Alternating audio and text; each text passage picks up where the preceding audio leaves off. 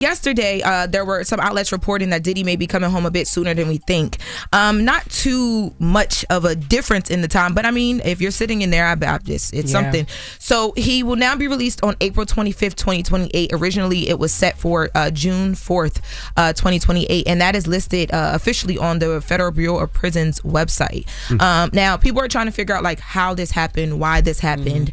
So I made a few phone calls just trying to figure this out. And from everything I'm understanding, it was a reassessment of the initial math. So you guys remember the time that Diddy was going to do had like randomly changed by a couple months, like some month, and nobody could explain it.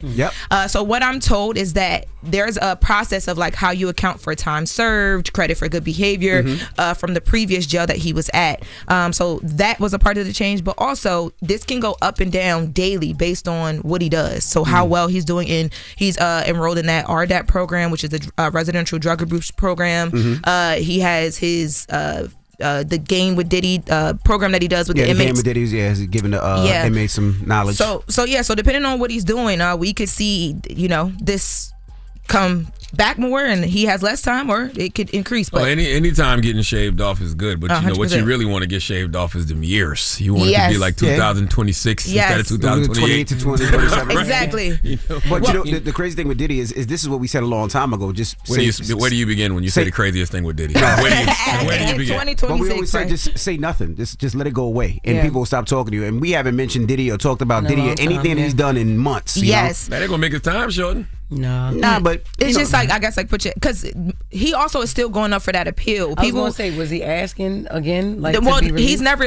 So the actual court date hasn't even happened. So so next month in April, and I actually found this out some while ago, but we didn't even talk about it. I was waiting for the date to come up. So his team will be back in court in April, and they'll be having an official conversation about who the judges will be in his appeal, and kind of what that will look like. But he's still standing on the fact that he feels like he was unfairly charged because of how the things that they were allowed to know and use to be able to sentence him. And they're also trying to make the prostitution conversation just, something that he indulged in because it was a part of his sex life and not prostitution that should have him behind bars. So. Well, I tell you that it's the first time I've ever seen that they let the pimp and the prostitute go and get the mark. So that's the weirdest thing. But whatever happened to that documentary that they were going to do?